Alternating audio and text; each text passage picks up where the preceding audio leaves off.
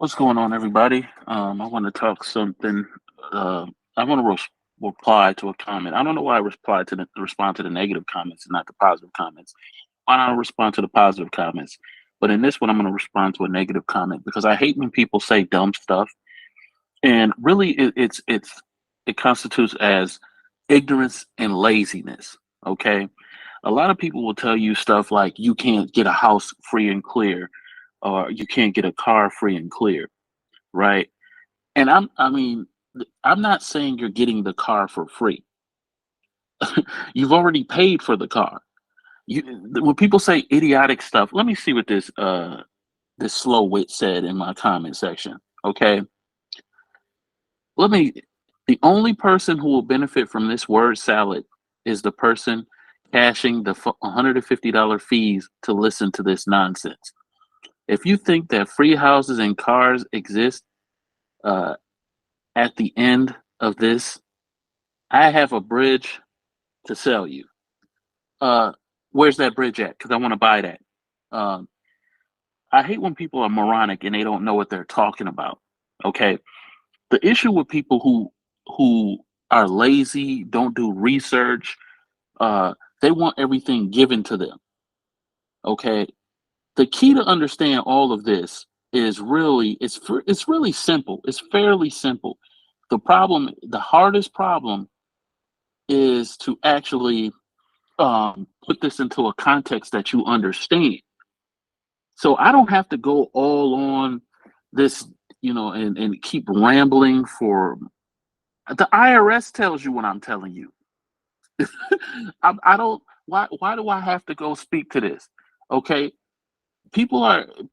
It it really irritates me. In my opinion, it's not even worth me doing YouTube anymore. Because when I'm bringing information, there's always some idiot that comes in the comment section saying, and it's always the most popular video. So somebody would come at their page and look at their page. Okay, it, it's not worth my time. Okay, recourse versus non-recourse debt. This is the IRS. This is not me. Okay, whatever I'm giving you information, it's information from research. It's not me. I'm not coming up with these things. This is their stuff. And the fact that the average male has a probably a fifth grade reading comprehension skill, that speaks volumes. Okay, so you have to understand the difference between recourse and non-recourse debt. There are two types of debt: recourse and non-recourse. A recourse debt holds the borrower personally liable. Okay, so when I say stuff like you can clean your credit and it's not hard, duh, because it's non-recourse loans. It's non-recourse debt. You can't be held personally liable for this debt. All other debt is considered non-recourse. Okay? How can you be held personally liable for a debt? You have to pledge something. Even on your credit cards, you pledge stuff, but since you don't read it, that's how they get you. In general, recourse debt loans allow lenders to collect what is owed for the debt even after they've taken the collateral, home, credit cards, right? So if somebody that forecloses on your property, right, and then they put it on your credit, that isn't that actually a recourse instead of on a non-recourse loan? A mortgage is a non-recourse debt. A car loan is a non-recourse debt. I'm going to show you it is. I don't have to. I don't even have this video. Don't even got to be that long. Lenders have the right to garnish wages or levy accounts in order to collect what's owed. So when you're getting a car loan, you wonder why they ask for your pay stubs. You wonder why they want to know your bank information. They're trying to take a non-recourse loan and turn it into a recourse loan. Oh, I don't know what I'm talking about. Everything I'm saying is word salad. It says it right here. So why are you if a lender on a non-recourse, first let's go with a non-recourse, okay? A non-recourse debt loan does not allow the lender to pursue anything other than the collateral, meaning the note. Okay? The note, not the house, the note. For example, if the borrower defaults on a non recourse home loan, the bank can foreclose on the home. Why? Because they're in possession of the note. Okay? Not because of a loan. They never gave you a loan. The bank generally cannot take further legal action to collect the money owed on the debt. Whether a debt is recourse or non-recourse may vary from state to state, depending on state law. What did I say? What? Who said that? The IRS said it. So y'all sitting here looking up FDCPA and all this other stuff. It says state law. Okay? Man, y'all people gonna stop playing with me, man.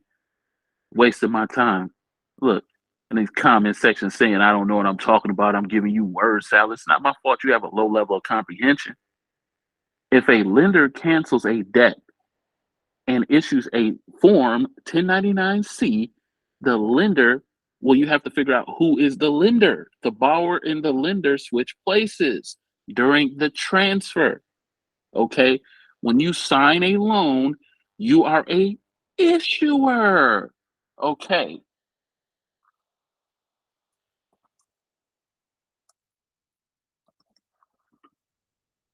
Here. Very simple. Okay? This is not rocket science. This is not, this is not geometry. This is very simple. It just takes reading and stop being lazy. Issuer. The term issuer means every person who issues or proposes to issue any security, except that with respect to certificates of deposits, voting trust certificates, or collateral trust certificates, or with respect to certificates of inheritance or shares, incorporated investment trusts not having a board of directors. Okay? Unincorporated investment trusts not having boards of directors, or persons performing similar functions. All right? So we'll go under the Uniform Commercial Code and then we'll see what an issuer is. See, look, issuer, Title 15, for all you consumer credit lovers, the term issuer means a person who issues or proposes to issue any security. Okay? Whenever you sign an agreement, you're giving someone a security interest in your account. Otherwise, they could not do the thing. They could not process payments. They could not send you notices in the mail. You have to give them a security interest so they can do that. Otherwise, they can't do it. For some of you brainiacs out there who don't understand how this thing works, that's why I'm breaking it down to you in pieces. So when you come to consciousness, you will be able to understand it. Except that with respect to certificates of deposit security. See, it's almost going to be basically the same thing. So now let's look at the issuer legal definition under the UCC.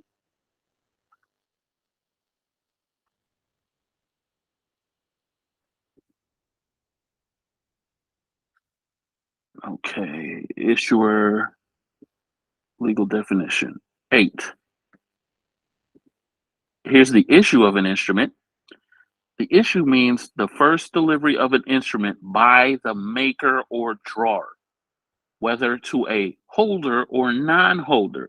So I've heard people saying that non-holders can't enforce an instrument. Yes, they can. Anybody can enforce an instrument once it's issued if you don't secure your interest in it. Anybody can do it.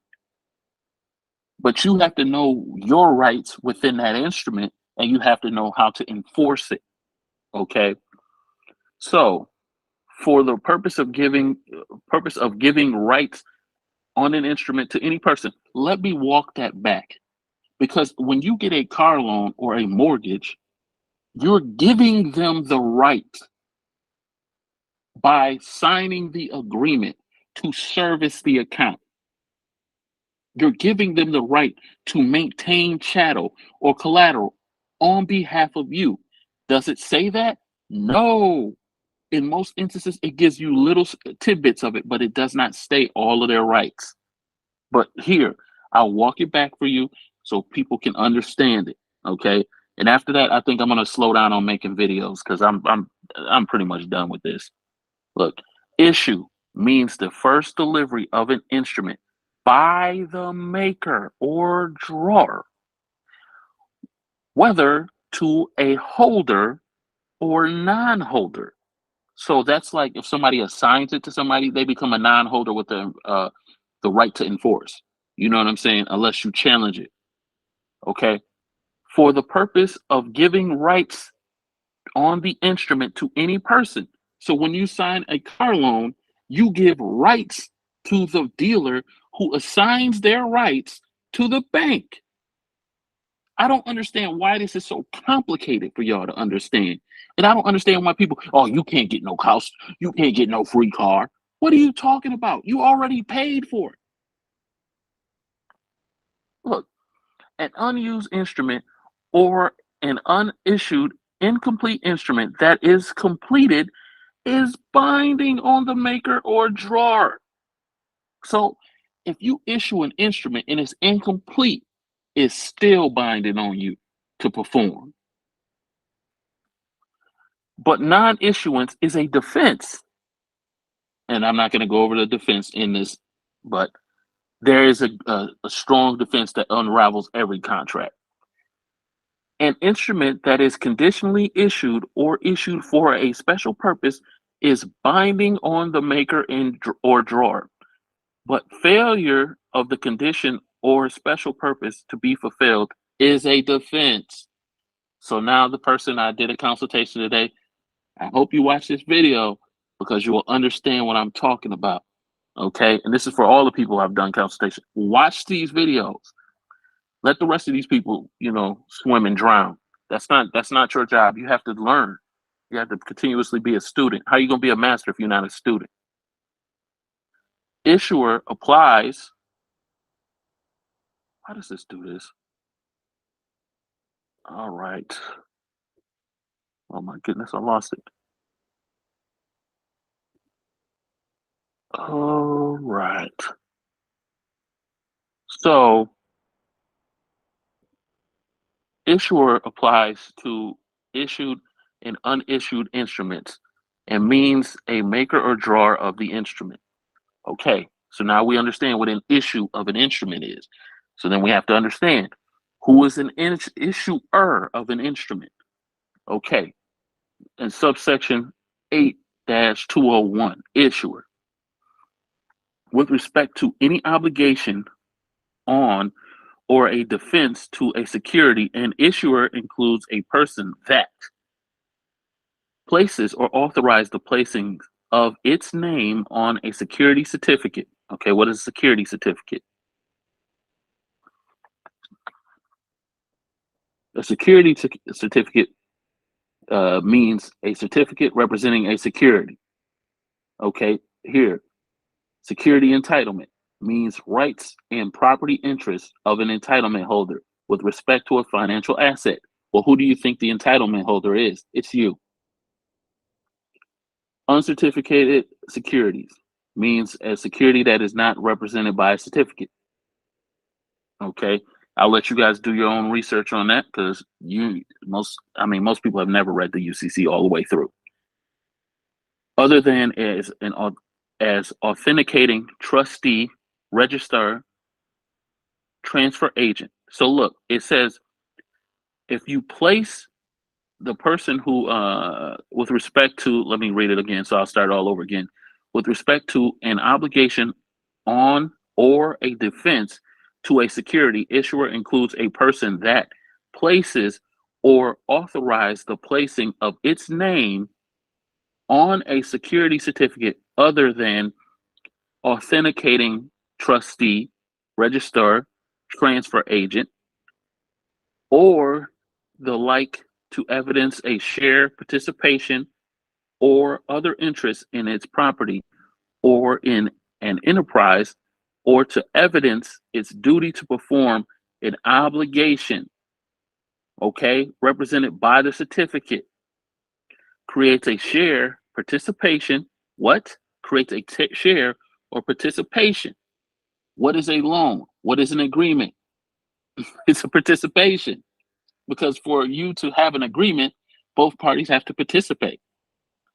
Otherwise, there's no agreement. Or other interest in its property or in an enterprise or undertakes an obligation that is a uncertificated security. So if it's certificated or not certificated, it's you're still an issuer. So somebody go tell me, oh, you can't get your house free and clear. You know what? Keep that mentality. Keep paying those mortgages. Keep paying those car loans, and keep on and keep complaining why you're in a situation. Keep complaining. It's not my job to wake you up. Just stay asleep. Directly or indirectly creates a fractional interest. What? A fractional. You don't even have to be the whole interest. A fractional interest in its rights or property. If the fractional interest is represented by a security certificate or becomes responsible for or in place of another person described as an issuer in this section with respect to an obligation on or defense to a security. A guarantor is an issuer to the extent of its guarantee, whether or not its obligation is noted on the security certificate. What? With respect to a registration, a of a transfer issuer means a person on whose behalf transfer books are maintained. Well, when you call into a bank, don't they have your information maintained? So that would make you the issuer of the loan. That would make you the issuer of the agreement. For all you smarty pantses. Look, you have to understand what a pledge is. Okay. So if you understand what a pledge is, it's very simple to see why you do not owe this debt. Okay. It's not me giving you word salad. It's me with years of studied and experience. It's years with just me being studied and learned because I've been in mortgages for almost 11 years. So I'm not telling you something I don't know. Look, pledge, a promise. Okay, what do you sign when you get a car loan? An installment agreement. What does the installment agreement act like? A promissory note. Why does it? Because it's a pledge. A type of security interest in which a lender takes possession of personal property as a security for an obligation. That means they take this is the chattel. See, your car and your loan are two different things. They are not the same. So they take pledge of your securities. That's what gives them a security interest to take or steal the car. They're illegally stealing your car. They're illegally stealing your house because you're ignorant and you believe like this other person who's sitting here saying what I'm saying is word salad. Okay, you better get you some ranch dressing for it then. Look, the personal property involved is called a pledge. So you didn't pledge the car, but you created securities that pledged the car. You didn't pledge the house, but you created securities that pledged the house. Now do you understand what I'm saying? Initially, the possessory interest is subject to the rules of bailment. Most of y'all never even heard what bailment is, or other type of deposit. If the borrower fails to perform as agreed, the lender may sell the property and keep the proceeds. So you have to understand why this happens. Why? Why does this happen? Why am I signing adhesion contracts? Why am I signing contracts to where I have no benefit? Not just because you're ignorant, it's because you have been conditioned to be ignorant. You do not have to go to the dealership and agree to anything. You choose to do it.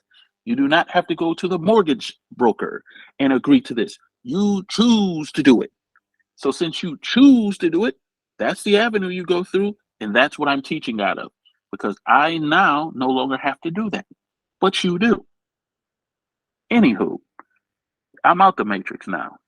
Anywho, A bearer is an individual who is in possession of a negotiable instrument, document of title, or proof of a security that is either payable to another to the person in possession.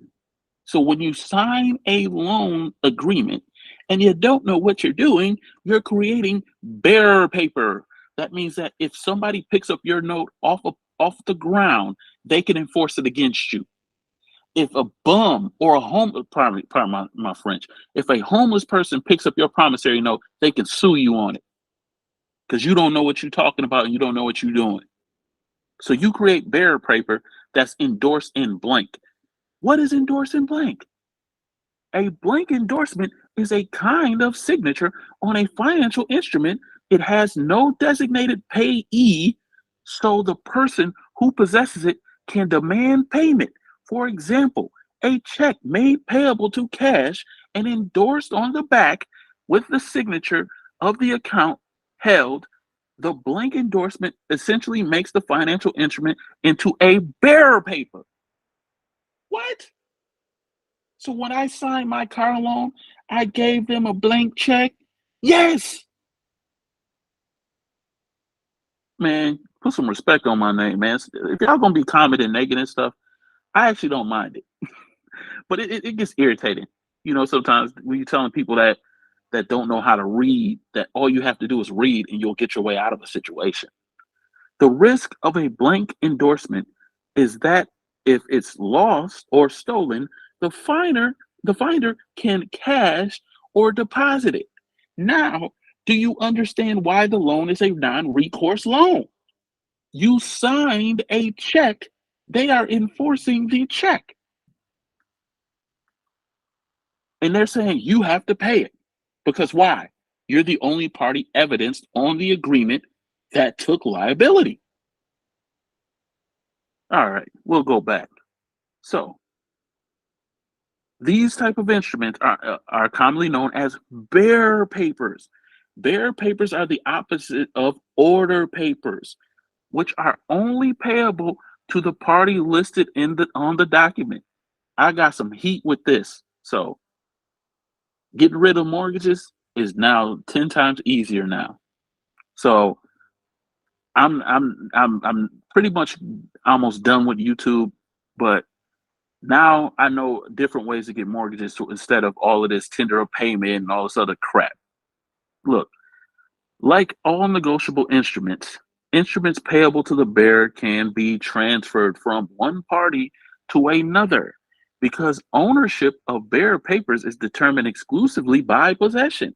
What did I say? A homeless person can pick up your note and end up being rich just because you don't know what to do with it? Yes. They were long criticized for their uses in money laundering and other illicit activity. As a result, the Tax Equity and Fiscal Responsibility Act of 1982, TEFRA, prohibited issuing bearer papers. Furthermore, the passage of Hiring Incentives to Restore Employment Act in 2010 stripped the value from bearer papers already in circulation before the TEFRA by absolving banks from the responsibility of redeeming them. Okay, that just saying that they didn't have to redeem them. That's why they were passing TARP and all that other stuff. Yeah, so the banks didn't have to redeem the prior agreements, and that's how they got out of the situation of where the debt is. That doesn't mean that banks don't allow the customers to issue bearer papers. You see what I'm saying? Or financial institutions don't allow the customers to issue bearer papers because the banking institution would not have the volume of circulating notes if the customers didn't do that. Okay, these are two acts that have functionally abolished the use of bearer paper in the United States. Okay, they don't call it bearer paper, but it is bearer paper. So, look,